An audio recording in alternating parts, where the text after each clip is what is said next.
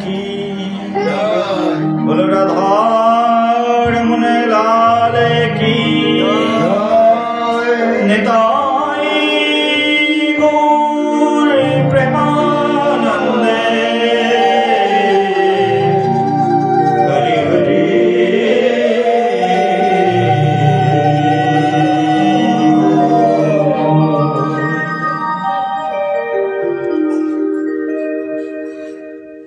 मधुर भागवत कथा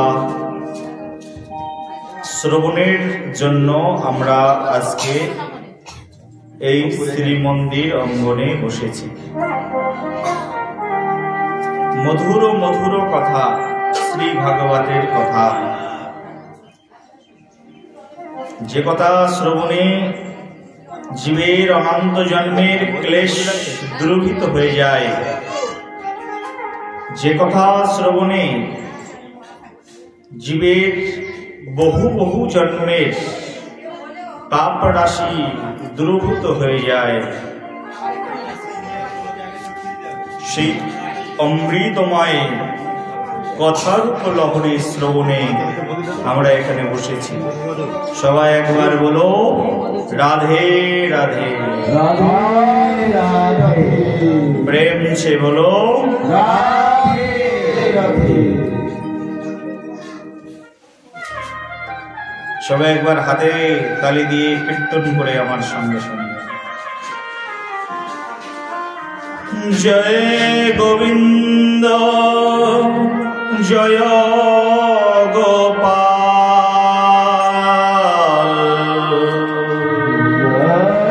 গোবিন্দ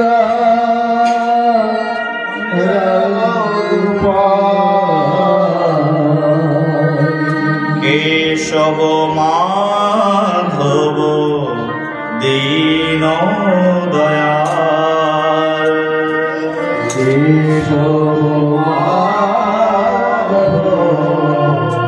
দীন দয়াল। জয় গোবিন্দ জয় গোপাল,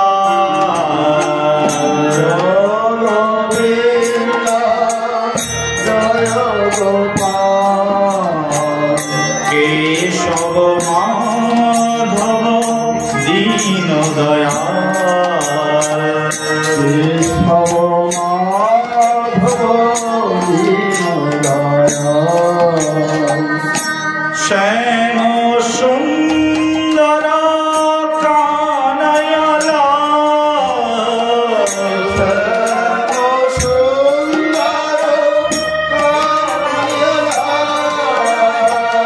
শ্যাম সুন্দর কানয়া লাল,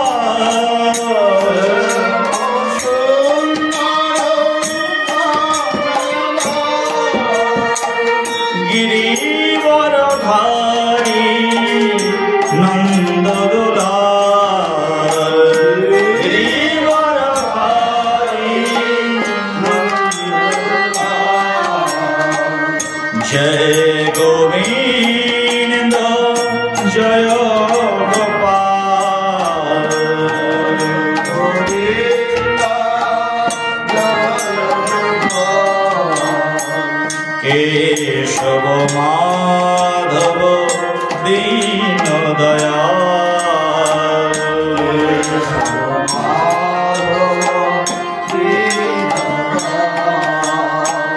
শ্যাম সুন্দর কানয়া লাল,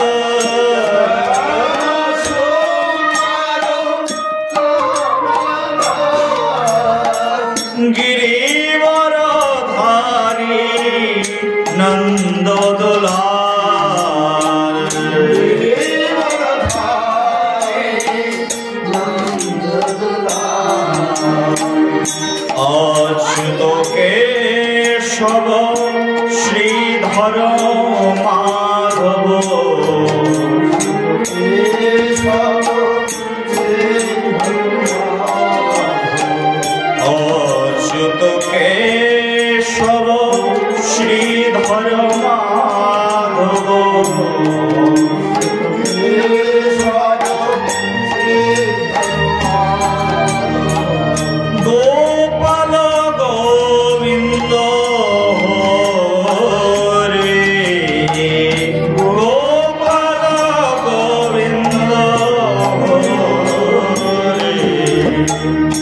যমুনা পুলিন মে বংশী বাজায়ে যমুনা পুলিন মে বংশী বাজায়ে যমুনা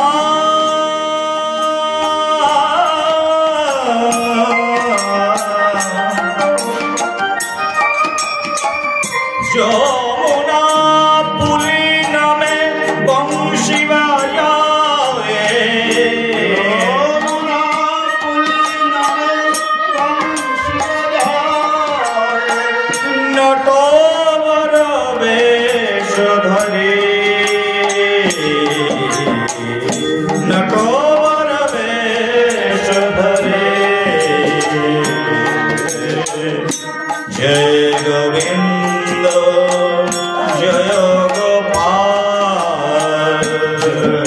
গোবিন্দ জয় গোপাল কেশব মাধব দীন দয়াল কেশব মাধব দীন দয়াল প্রভু দীন দয়াল दीन दयाल प्रभु दीन दयाल जय केशव माधव दीन दयाल केशव माधव जय केशव माधव दीन दयाल केशव माधव दीन दयाल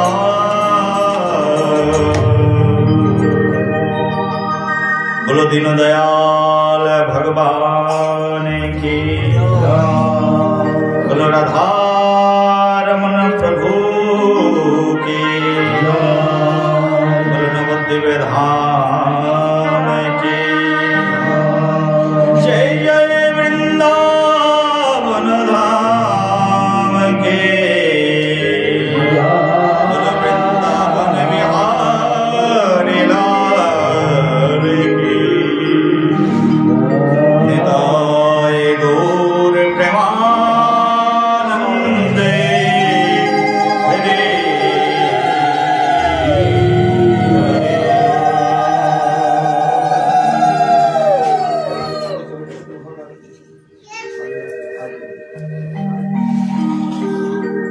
ভগবতের মধ্যে ভগবান ভক্তকে বলছেন, হে ভক্ত,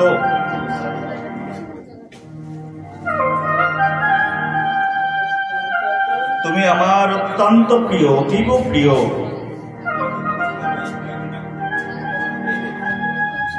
ভগবানের ভক্ত প্রিয় আর ভক্ত ভগবানের প্রিয়। ভক্ত যেমন ভগবানকে ছাড়া থাকতে পারেন না, ভগবান তেমন ভক্তকে ছাড়াও থাকতে পারেন না। মধুর সম্পর্ক ভক্ত এবং ভগবানের। যেখানেই ভগবান সেখানেই ভক্ত, আর যেখানেই ভক্ত সেখানেই ভগবান। ভগবানের একাকী চলবার ক্ষমতা নেই। ভগবান ভক্ত অধীন। ভক্তের হাতে ভগবান খায়। ভক্তের রচিত বিছানায় ভগবান শয়নে যায়। ভক্ত চালালে ভগবান চলেন। কিন্তু যে ভগবান স্বয়ং শক্তিমান, তিনি ভক্তের কাছে শক্তিহীন। ভক্তের কাছে তার ভাবটি বাৎসল্যের। ভক্তের কাছে ভগবানের ভাব প্রেমের। ভক্তের কাছে ভগবানের ভাব মাধুর্যের। ভক্তের কাছে ভগবানের ভাব আনুগত্যের, অনুনয়ের, বিনয়ের। তারই প্রমাণ আমাদের নিখিল ভাগবত শাস্ত্র বহু বহু স্থানে বর্ণনা করেছেন। সবাই একবার বলো রাধে রাধে। রাধে রাধে। প্রেম সে বলো রাধে রাধে। সামনে বসো, প্রণাম করো, প্রণাম করে বসো। ভাগবত শ্রবণের যোগ্যতা তদ্বিদ্ধি প্রণিপাতেন পরিপ্রশ্নেন সেবয়া উপদেক্ষন্তি তে জ্ঞানম জ্ঞানেনস্তত্ত্বদর্শিনা। এদিকে সরে এসো, এদিকে ওদিকে তাকাচ্ছ কেন? কথা বলছি, কথা শুনো। এদিকে আসো সামনে।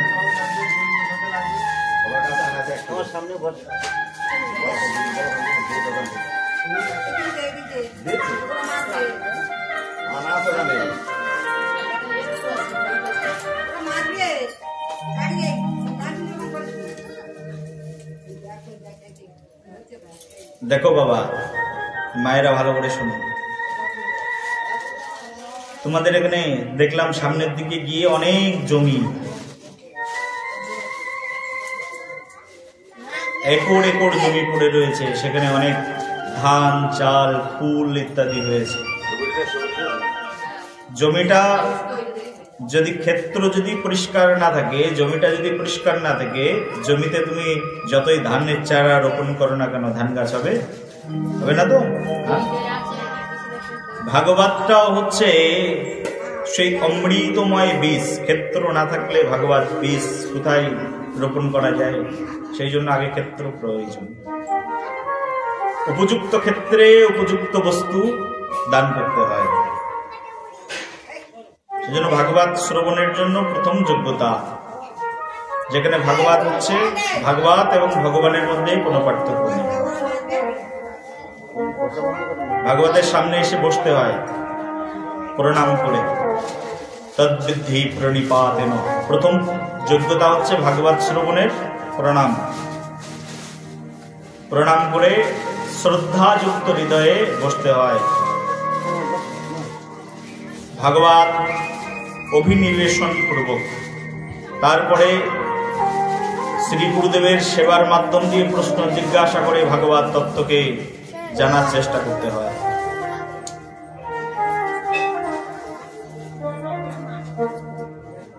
সেই জন্য ক্ষেত্র খুবই ইম্পর্টেন্ট।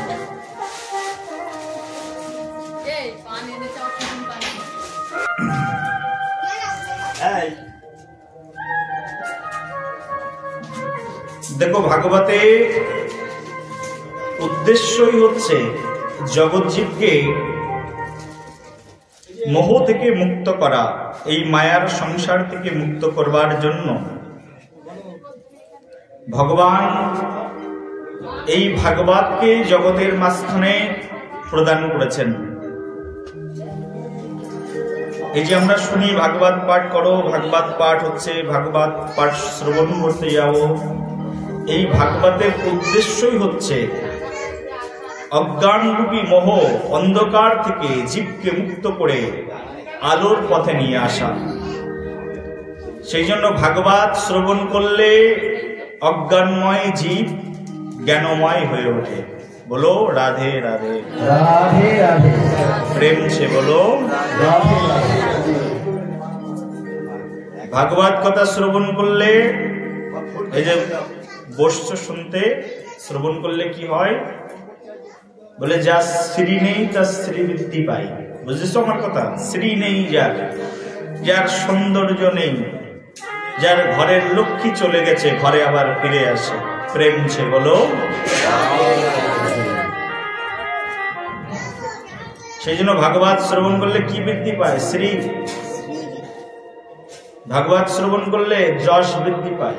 যার যশ নেই, খ্যাতি নেই, সবসময় মানুষ বদনাম করে, নিন্দা করে, বলছে ভাগবত শ্রবণ করলে তার যশ বৃদ্ধি পায়, মানুষ তার প্রশংসা করে, তাকে ভালোবাসে।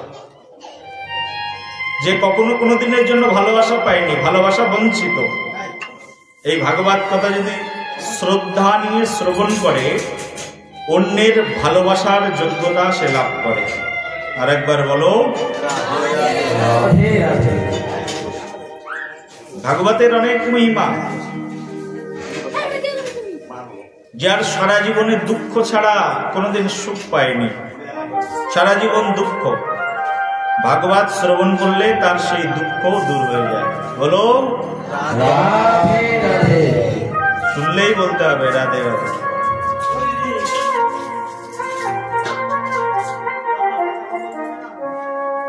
কিন্তু কলিযুগের মানুষ এত বেশি দুর্ভাগ্য, এই মধুর ভাগবত কথা তাও কলিযুগের মানুষ শ্রবণ করবে না। এই যে ভাগবত কথা কীর্তন করছে, এক একজনের মন এক এক দিকে বিক্ষিপ্ত অবস্থায় আছে। ভগবান শ্রীকৃষ্ণ ভগবদ গীতার মধ্যে বলছেন, মন্মনা ভব মদ ভক্ত মদয়াজিমম নমস্কুরু মমেবশ্যশিষতম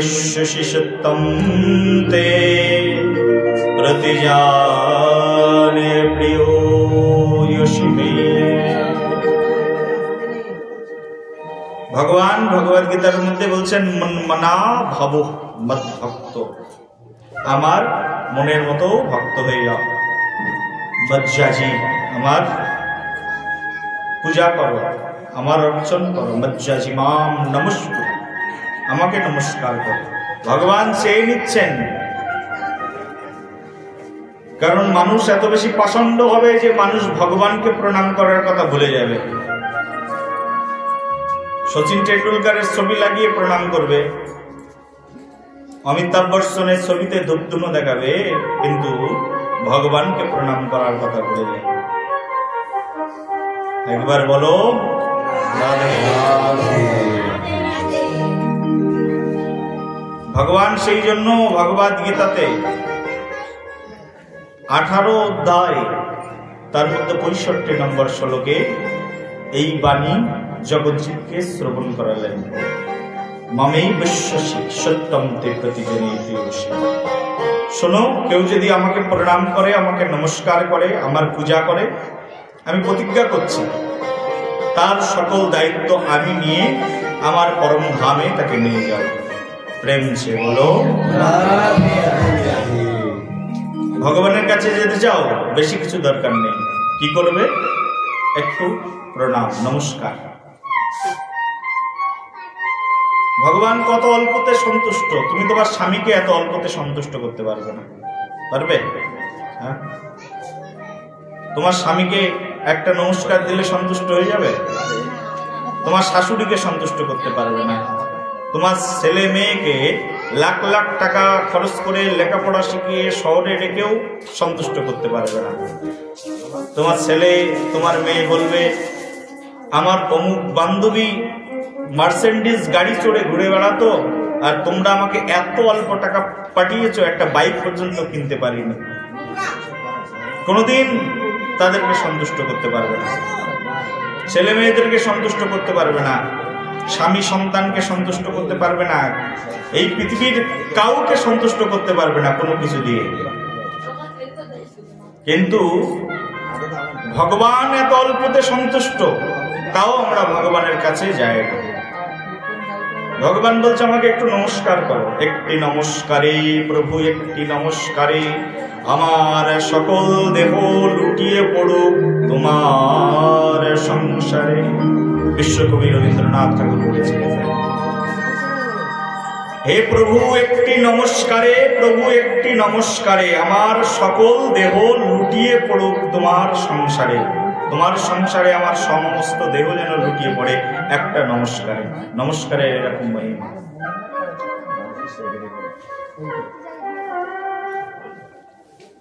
দেখো, ভগবানকে ভালোবাসলে, ভগবানকে শ্রদ্ধা করলে এই ভালোবাসা কখনো কোনো দিনের জন্য নষ্ট হয়ে যায় না। এক জন্ম নয়, বহু বহু জন্ম এই ভালোবাসা থেকে যায়, যদি কেউ একবার ভগবানকে কেউ ভালোবাসে।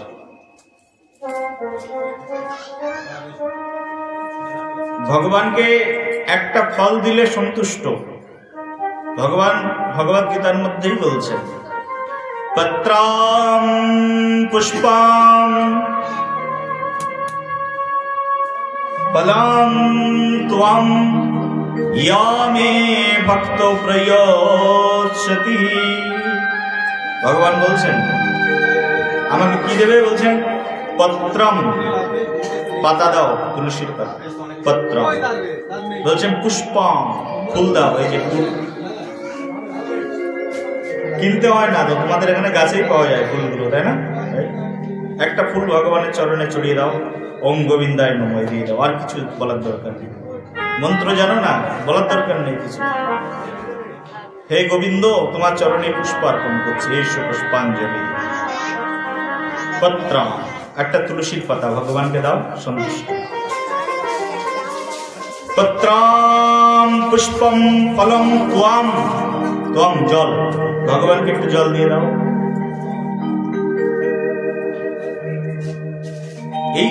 এই কয়টা জিনিস তাই আমরা ভগবানকে দিতে পারি না। পত্রম পুষ্পম ফলম ত্বম ইয়মে ভক্ত প্রয়োজ্যতিহি। যদি কোনো ভক্ত শ্রদ্ধায় এই বস্তুগুলোই ভগবানকে নিবেদন করে, তাতেই ভগবান এত প্রীত হয়ে যায়, তাকে ভুরি ভুরি দেয়, ভগবান ভুরি ভুরি দেয়, চিন্তাও করতে পারবে না। এক ফলের গল্প শোনায়, শুনো। বৃন্দাবনে এক বৃদ্ধ মাতা ছিল। তিনি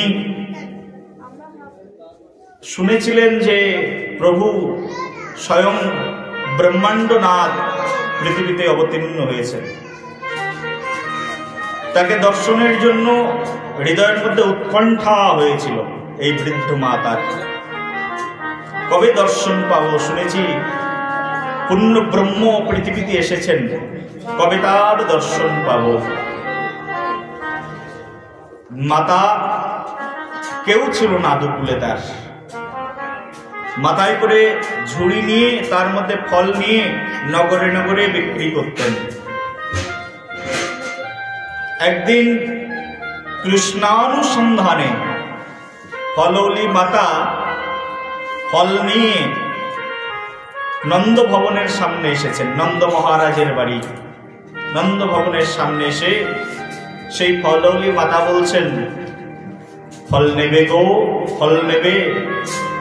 চিৎকার করছেন, ফল নেবে? আমি ফল নিয়ে এসেছি, মিষ্টি মিষ্টি ফল, দেখো কত ধরনের ফল এনেছি, কেউ আছো আমার ফল নেওয়ার মতো?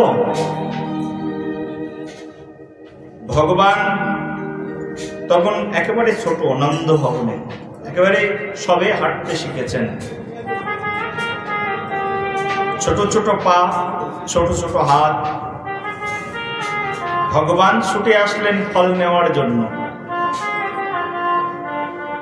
কারুর কাছ থেকে কিছু নিলে বিনিময়ে তো কিছু দিতে হয়, তাই না? এই শিক্ষা তো ছোটবেলা থেকে আমরা বাবা মায়ের কাছে পেয়েছি, তাই না? কিছু নিলে কিছু দিতে হয়। ভগবান ভাবছেন আমার ভক্ত আমার জন্য ফল এনেছেন, তা আমাকেও তো ভক্তকে কিছু দিতে হবে। নন্দ ভবনের সামনেই ছিল কিছু শস্য, সবে ক্ষেত থেকে উঠেছে। সেই শস্যগুলো ধান, সেইগুলো নিয়ে ভগবান হাতের মধ্যে নিয়ে, ছোট ছোট হাত তো, হাতের মধ্যে তুলেছেন, 2 হাত ভরে তুলেছেন। তুলে ভগবান হাঁটতে হাঁটতে যাচ্ছেন। ভগবানের হাঁটা ছোট মানুষের হাঁটা কেমন? ঠমকে ঠমকে প্রভু কৃষ্ণচন্দ্র হেঁটে হেঁটে যাচ্ছে। হাঁটতে হাঁটতে যখন যাচ্ছেন, হাতের মধ্যে যত ধান ছিল ওইটুকু হাতে কতটুকুই ওঠে, সব ধান পড়ে গেছে। সামনে এসে সেই ফলৌলির সামনে এসে ফল ভিক্ষা করছেন স্বয়ং ব্রহ্মাণ্ডনাথ প্রভু। ফলৌলি অত্যন্ত সন্তুষ্ট হয়ে গেলেন। এত সুন্দর ভুবন পাবন রূপ আগে কখনো কোনোদিনের জন্য দেখিনি। কৃষ্ণের রূপ এমন, দর্শন করলে সবাই পাগল হয়ে যেত, এমন ভুবন পাবন রূপ। দেখেছো তো মন্দিরের মধ্যে? হ্যাঁ, বিগ্রহ তাই দেখতে এমন সুন্দর। ভগবানের এটা হচ্ছে মৃন্ময় বিগ্রহ, দেখতে এত সুন্দর। তাহলে চিন্ময় বিগ্রহ যিনি, সচ্চিদানন্দ বিগ্রহ যিনি, তাকে দেখতে আরো কত বেশি সুন্দর।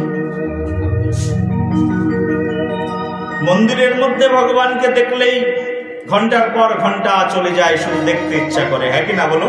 হ্যাঁ, মনে হয় না আরো দেখি আরো দেখি। তাহলে সাক্ষাৎ প্রভু দাঁড়িয়ে থাকলে কি অবস্থা হয় জীবের। কৃষ্ণ মানেই যিনি সকলকে আকর্ষণ করেন তিনি কৃষ্ণ। স্বয়ং প্রভু ভগবান শ্রীকৃষ্ণ সামনে এসে দাঁড়িয়েছেন, আকর্ষিত হয়ে গেছে, মোহিত হয়ে গেছে। মোহিত হয়ে গিয়ে শুধু কৃষ্ণের রূপ মাধুরীকে বারবার বারবার দেখছেন। আহা মরি মরি, এমন সুন্দর রূপ মাধুরী আগে কখনো দেখিনি। হে প্রভু, তুমি এত সুন্দর, কোন বালক এত সুন্দর হতে পারে? সেই সৌন্দর্য হৃদয়ের মধ্যে যেন প্রবিষ্ট হয়ে গেল। সেই ফল বিক্রেতা, সেই ফলওলি মাতা কৃষ্ণকে দেখেই ভুলে গেলেন। বললেন ফল দাও, হাত ভরে ফল দিয়ে দিলেন। কৃষ্ণ দেবেন কি? কৃষ্ণ তখন হাতের মধ্যে দেখছেন ভগবান কই, আমি অনেকগুলো ধান এনেছিলাম, একটাও তো নেই আমার হাতের মধ্যে। দেখে আঙুলের ফাঁকে একটা দুটো লেগে আছে। ভগবান ওটাই এরকম হাত ঝেড়ে ওই ঝুড়ির মধ্যে দিয়ে দিলেন। কৃষ্ণের সেই ভুবন পাবন রূপ দেখে হাত ভরে একেবারে বুঝাই করে ফল দিলেন সে নিষ্ফল অউলি মাতা। ফল নিয়ে পরমানন্দে গৃহের মধ্যে প্রবেশ করলেন শ্যাম সুন্দর প্রভু কানাই। আর ওই ফল অউলি মাতা, তিনি মাথায় ঝুড়িটা নিয়ে বাড়ির দিকে ফিরলেন। যত বাড়ির দিকে আসছেন তত দেখছেন তার মাথার ঝুড়ি ভারী হয়ে যাচ্ছে। ভারী হওয়ার কারণ কি নিজেই বুঝতে পারছেন না। যত সামনের দিকে যাচ্ছেন তত মাথার ঝুড়িটা ভারী হয়ে যাচ্ছে। এক সময় মাথার সেই ঝুড়ি এত ভারী হয়ে গেল, ঝুড়িটা নামিয়েছে, বাধ্য হয়ে গেল ঝুড়ি নামানোর জন্য। মা শোনো ঘটনা, তোমাদের মতো মা একজন ফল বিক্রি করতে গেছেন কৃষ্ণের কাছে, হাত ভরে ফল দিয়েছেন, তার বিনিময়ে ঘটল কি ঘটনা? ঝুড়িটা নামিয়েছেন, মাথার ঝুড়ি এত ভারী হয়ে গেছেন, ঝুড়িটা নামিয়েছেন, নামিয়ে দেখছেন আরে আমার ঝুড়ির মধ্যে তো আমি ফল রেখেছিলাম, ফল কোথায়? ঝুড়িতে তো আর ফলই নেই। ঝুড়িতে যত ফল ছিল সব মণি মুক্তা হীরা জহরত সোনা মানিক্যে পরিপূর্ণ হয়ে গেছে।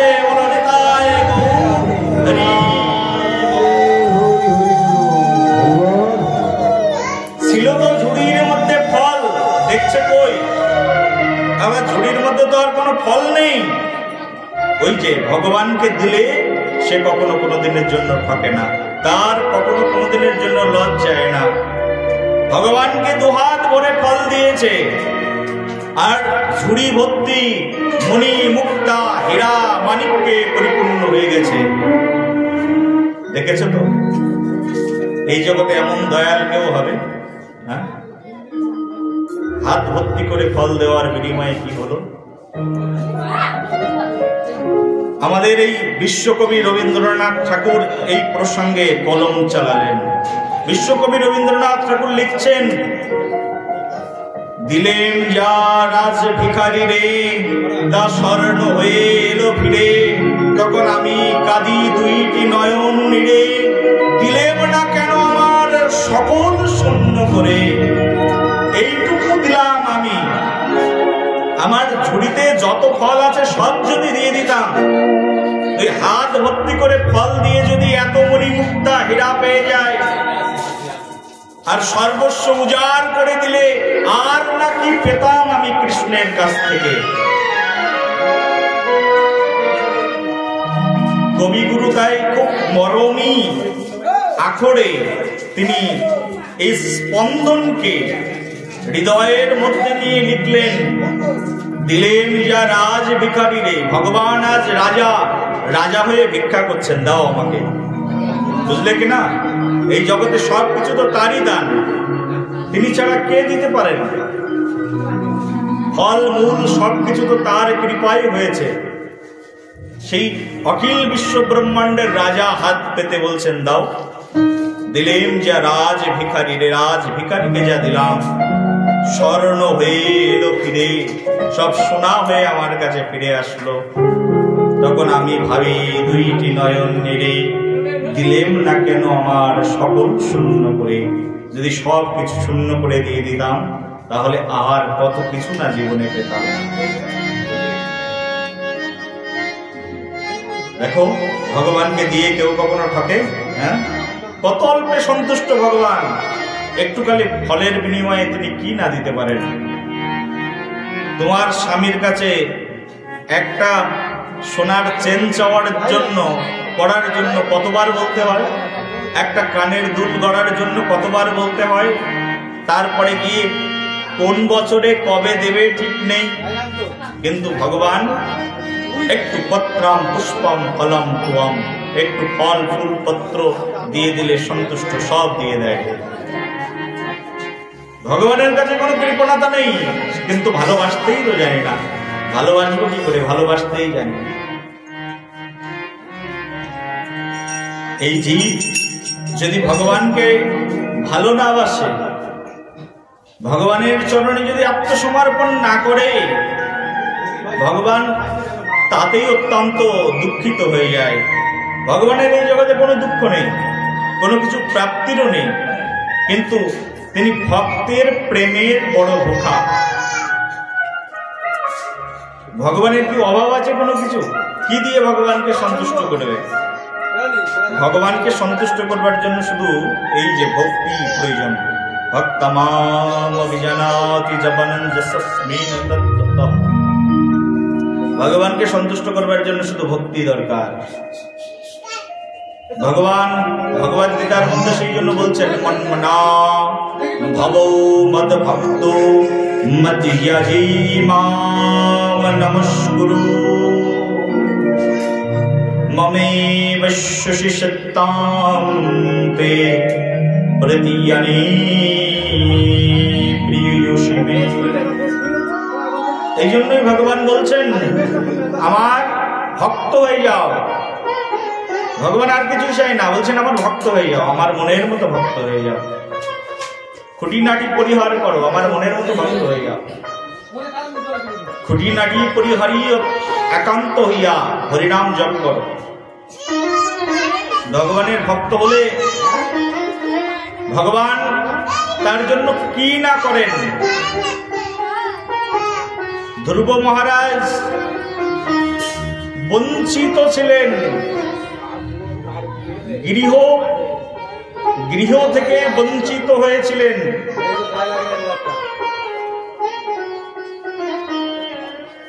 যাযাবরের মতো জীবনযাপন ছিল তার। ছোট মা ত্যাগ করে দিয়েছেন, যাও তোমার যদি বাবার কোলে উঠতে হয়, ধ্রুব মহারাজকে বলছেন বাবার কোলে উঠতে যাও। যদি বাবার কোলে উঠতে চাও তাহলে মৃত্যুবরণ করো, মৃত্যুবরণ করে আবার নতুন করে জন্মগ্রহণ করে আমার গর্ভে জন্মগ্রহণ করে তারপরে বাবার কোলে উঠবে। যাও, এখান থেকে বেরিয়ে যাও। এত তীক্ষ্ণ বাণ সহ্য করলেন, এত তীক্ষ্ণ নিন্দা। ছোট্ট বালক ধ্রুব, এইটুকু বালক দুঃখিত অন্তরে মাকে এসে বললেন, মা, বাবা আমাকে কোলে নিল না, কিন্তু আমার ছোট ভাইকে কোলে নিল। কত দুঃখ। পিতা থাকতে পিতার স্নেহ থেকে বঞ্চিত ধ্রুব মহারাজ। মা বললেন, ধ্রুব, এই দুঃখ দূর করতে চাও? যদি তুমি দুঃখ দূর করতে চাও তাহলে তুমি তোমার শ্রীহরির ভজন করো। এই জগতে দুঃখ যিনি দূর করে দিতে পারেন তিনি হচ্ছেন ভগবান শ্রীহরি। বলো শ্রীহরি ভগবান কি, বলো রাধা রমণ লাল কি, নিতাই গৌরে প্রেমানন্দে হরি হরি। দুঃখ দূর করতে গেলে কার চরণে আত্মসমর্পণ? বলো মায়েরা, কার চরণে? ভগবান শ্রীহরির চরণে। বলছে শ্রীহরির চরণে আত্মসমর্পণ করে দাও।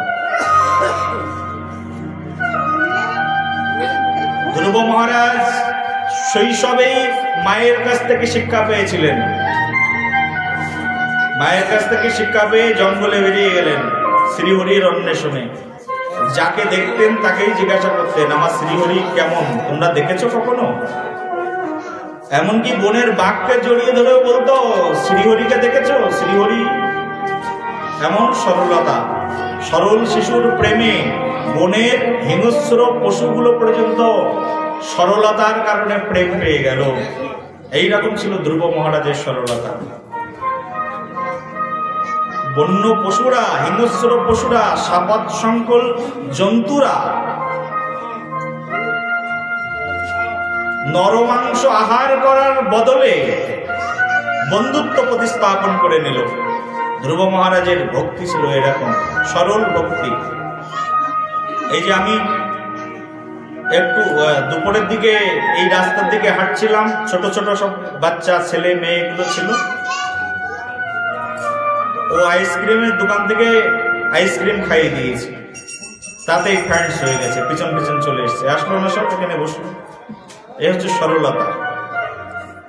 তোমাদেরকে যদি, যাদের একটু বয়স হয়ে গেছে না, হ্যাঁ, যদি সোনার থালার মধ্যে 56 ব্যঞ্জন খাওয়ায়, তাও তুমি আমার ভক্ত হবে না, কারণ মনের মধ্যে কুটিলতা আছে। তুমি মনে মনে ভাববে, এই বাবাজি সোনার থালার মধ্যে 56 রকম ব্যঞ্জন দিয়ে আমাকে খাওয়াচ্ছে, নিশ্চয়ই অন্য কোনো মতলব আছে, মনে মনে প্রেম ছে। বলো, ছোট ছোট বাচ্চা, সরল বাচ্চা, ওদের মনের ভিতরে এইসব নেই। এই যে বাবাজি খাইয়েছেন, চলো বাবাজির পিছন পিছন যায়। এই তো পাশেই বসেছিল, একটা করে বই দিয়ে দিয়েছে, আবার বইগুলো পড়ছে। এদের সরলতা। একটা বাচ্চার মধ্যে কত সরলতা আছে। এই বাচ্চারাই যখন তোমাদের মতো মানুষদের সঙ্গে মিশবে না, তখন আস্তে আস্তে ওদের মানসিকতা কুটিলে পরিণত হয়ে যাবে, কুটিল হয়ে যাবে স্বভাব। জন্ম থেকে মানুষ কুটিল স্বভাবের হয় না। এই প্রকৃতিতে, এই পরিবেশে মিশেই মানুষের মনের ভিতরে কুটিলতা ভাব এসে জন্ম নেয়। ধ্রুব মহারাজ এমন সরল ছিল, এমন পবিত্র ছিল, যে ধ্রুব মহারাজের সেই সরলতায়, তিনি তার ব্যাকুলতায় স্বয়ং শ্রীহরি থাকতে পারলেন না। নারদ মুনিকে পাঠিয়ে দিলেন, যাও নারদ, আমার ভক্ত আমাকে ডাকছেন, আমি তাকে দেখা দিতে চাই, তুমি যে কৃপা করো। যতক্ষণ পর্যন্ত গুরু কৃপা না হয়, ততক্ষণ পর্যন্ত তো ভগবত কৃপা হয় না, ভগবানের কৃপা হয় না। ভগবান নারদ মুনিকে বললেন, যাও, যে ওকে সংস্কার করে দিয়ে এসো, মন্ত্র দিয়ে এসো, সঠিক পথ দেখাও ওকে, কোন মন্ত্র জপে আমাকে পাবে। নারদ মুনি আসলেন গুরু হয়ে, ধ্রুব মহারাজকে শেখালেন, মন্ত্র জপ করালেন, মন্ত্র দিলেন, এখন ভগবানকে পেয়ে গেছে। ভগবানের ভক্ত ধ্রুব ভগবানকে ভালোবেসেছিলেন, বিনিময়ে কি পেয়েছেন? শুধু তো রাজা নয়, রাজন হয়ে গেছিলেন এই ধ্রুব মহারাজ। এই ধ্রুব মহারাজ, যিনি তার পিতা রাজা ছিলেন, রাজ পিতৃদেবের কোলে বসার সৌভাগ্য যিনি হারিয়েছিলেন, ভগবানকে ভক্তি করার প্রভাবে 36,000 বৎসর ভারতের রাজা ছিলেন এই ধ্রুব মহারাজ। প্রেম সে বলো, সবাই বলো রাধে রাধে, বলো রাধে রাধে। ভক্তির উৎকর্ষতা এইরকম। ভগবানকে ভালোবাসলে তা কখনো মিট যায়? ভগবানকে ভালোবাসলে কোনো ক্ষতি আছে, লস আছে? শুধু ভগবানকে ডেকেছিল, বিনিময়ে 36,000 বৎসর ধরে রাজত্ব চালিয়েছেন ধ্রুব মহারাজ। শুধু এটাতেই ভগবান ক্ষান্ত নন। ভগবান বলছেন, ধ্রুব, তুমি আমার প্রিয় ভক্ত, আমি তোমার জন্য একটা আলাদা রাজ্যই দিয়ে দিলাম, সব রাজ্য থেকে আলাদা, সব প্ল্যানেট থেকে আলাদা, শ্রেষ্ঠ একটা খণ্ড দিয়ে দিলাম। ধ্রুব মহারাজের জন্য স্বয়ং ভগবান একটা ধ্রুব লোক বানিয়ে দিলেন। ধ্রুব মহারাজ সেই ধ্রুব লোকে থাকলেন, এখনো ধ্রুব লোকের মধ্যে অবস্থান গ্রহণ করছেন, স্মরণীয় হয়ে রয়েছেন, বরণীয় হয়ে রয়েছেন, জগৎ জীবের জন্য এক্সাম্পল হয়ে রয়েছেন। ভগবানকে ভক্তি করার প্রভাবে ভগবানকে একটুখানি দিলে ভগবান কতটুকু দেয় চিন্তা করা যায়, কিন্তু ওইটুকুই তো আমরা ভগবানকে দিই না। কতটুকুই চাই ভগবান? একটা তুলসীর পাতা, একটা ফল, একটুখানি ফুল, এটাই ভগবানকে দিতে আমরা জন্মের পর জন্ম ভুলে যাই। প্রেম সে বলো। এই কয়েকটা মায়েরা বসে আছে, দেখো গলায় তুলসীর মালা নেই। ভগবানের ভক্ত হতে চাইলে আগে প্রথম প্রয়োজন তুলসীর হার। তুলসীর হার না করে যে ছাড়, জমালয়ে বাস তার। তিলক ধারণ না করে যেজন, বৃথায় জন্মতা। তুলসীর মালা যদি কেউ গলায় না পড়ে, কি হলো তার? বাস কোথায় হবে? বলছে জমালয়ে বাস তার। তিলক ধারণ না করে যেজন, যদি তিলক না করবে, তিলক ধারণ না করে যেজন, বৃথায় জন্মতা, তার জন্মটাই ব্যর্থ। এমন সুন্দর মানব জন্ম পেয়ে যদি রাধা কৃষ্ণের ভজন না করো কি লাভ হবে? সুন্দর দেহ, সুন্দর চেহারা, কয়েকদিন পরেই তো থুকথুকি বুড়ি হয়ে যাবে। তোমার চেহারা দেখে তুমি নিজেই চিনতে পারবে না কয়েকদিন পরেই। আজকে সুন্দর চেহারা, কালকে আর সুন্দর থাকবে না। যদি এখনই রোগগ্রস্ত হয়ে পড়ো, এই দেহের আর কোনো মূল্য থাকবে না। কি হবে এই দেহ দিয়ে যদি কৃষ্ণ সেবায় না লাগলো? হাত পেয়েছি ভগবানের সেবা করবার জন্য, চোখ পেয়েছি ভগবানকে দর্শন করার জন্য, কান পেয়েছি কান দিয়ে কৃষ্ণ কথা শ্রবণের জন্য, নাক পেয়েছি ভগবানের এই পুষ্পের মালার ঘ্রাণ গ্রহণ করবার জন্য। এই পা দিয়ে যদি তীর্থস্থানে গমন না করলাম, বৃন্দাবনে না গেলাম, নবদ্বীপে না গেলাম, কি লাভ আছে? হাত দিয়ে যদি ভগবানকে রান্না করে, শাক শুক্তো রান্না করে ভগবানকে না খাওয়ালাম, তা হাতের সৌভাগ্য আছে। মুখ পেয়ে যদি মুখ দিয়ে কৃষ্ণ নাম কীর্তন না করলাম, জপের মালায় হরিনাম জপ না করলাম, তাহলে এই মুখের কি সার্থকতা আছে? এই সুন্দর মুখ পেয়ে যদি কৃষ্ণ কথা না বললাম, সুন্দর মুখ পেয়ে, সুন্দর জিহ্বা পেয়ে যদি রসনায় কৃষ্ণ প্রসাদ গ্রহণ না করলাম, অমেদ্য ভক্ষণ করে যদি জীবন যাপন করলাম, কি লাভ আছে? কি মূল্য আছে এই জীবনের? আমাদের জীবনের চরম সার্থকতা, চরম প্রাপ্তি, এমন দুর্লভ মানব জন্ম পেয়েছি, তাও ভারত ভূমিতে। মহাপ্রভু বলছেন, ভারত ভূমিতে হইল মনুষ্য জন্ম যার, জন্ম সার্থক করি করো করো উপকার। বলছে ভারত ভূমিতে হইল মনুষ্য জন্ম যার, যার ভারত ভূমিতে জন্ম হয়েছে, মনুষ্য জন্ম যার, জন্ম সার্থক করি করো করো উপকার। তোমার ভারত ভূমিতে জন্ম হয়েছে, তাহলে জন্ম সার্থক করে অন্যের উপকার করো, অন্যের সেবা করো, বৈষ্ণবের সেবা করো। এই যে বৈষ্ণব জন এসছেন, বৈষ্ণবকে দর্শন করলে কি আগে প্রণাম।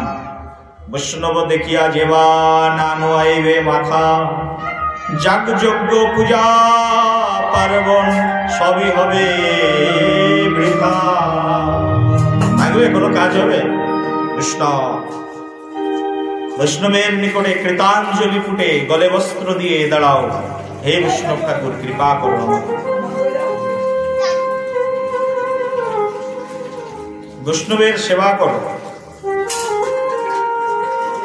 বৈষ্ণব সেবার চেয়ে বড় সেবা আর কিছু নেই। বৈষ্ণবের জন্য রান্না করো, বৈষ্ণবের আদেশ নিয়ে চলো, এর চেয়ে বড় সৌভাগ্য আর কিছু হতে পারে না। বৈষ্ণব সেবার মতো সেবা নেই।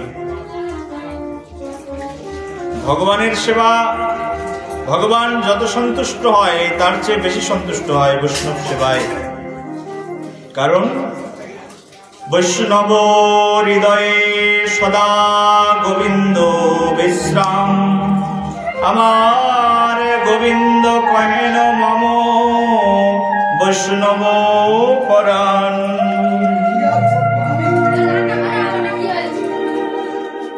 বৈষ্ণবের হৃদয়ে সদা গোবিন্দের বিশ্রাম।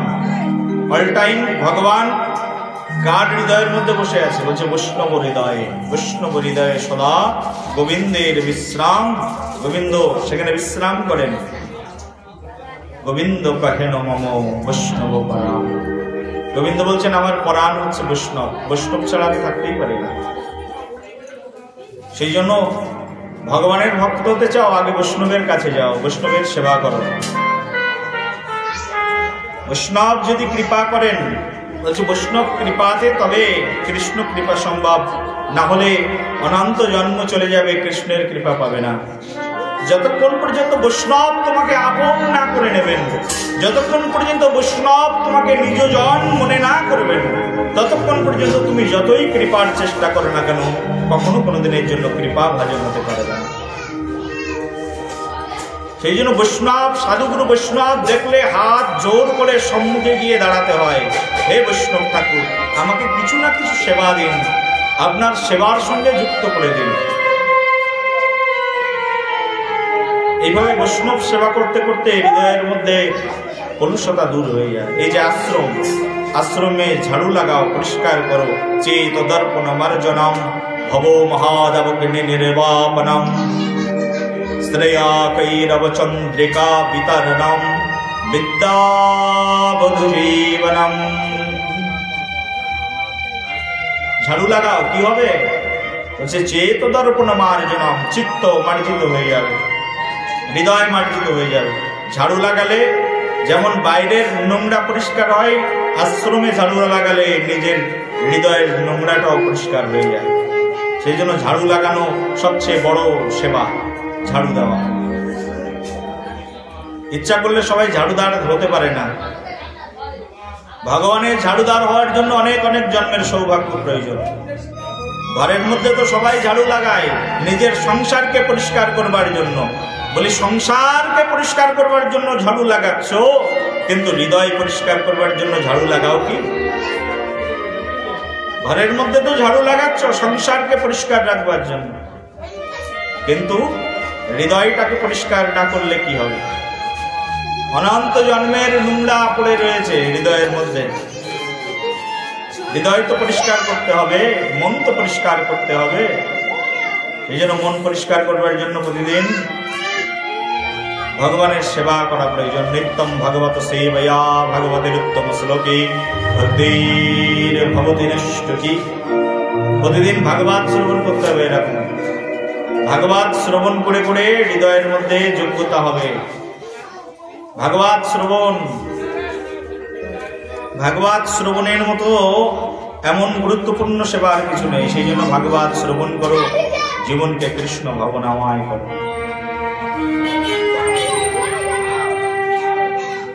ভাগবত শ্রবণের অনেক অনেক গুরুত্ব।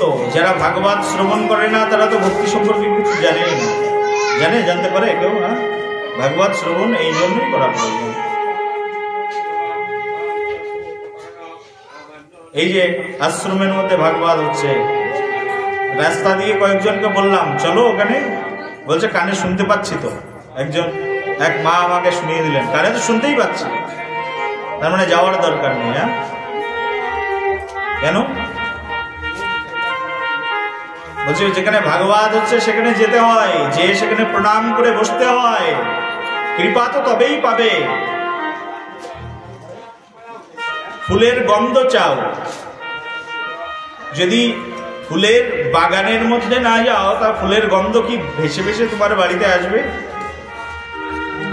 ফুলের সুবাস গ্রহণ করতে পুষ্প কাননে গমন করতে হয়, চন্দনের আমোদিত গন্ধ গ্রহণের জন্য চন্দন বৃক্ষের নিচে যেতে হয়, সাধুর কৃপা গ্রহণ করবার জন্য তেমন সাধুর কাছে যেতে হয়। আর বৈষ্ণবের কাছে গেলে তবেই কৃপা হয়, আর সেই কৃপাতেই একমাত্র কৃষ্ণ প্রাপ্তি হয়ে যায়।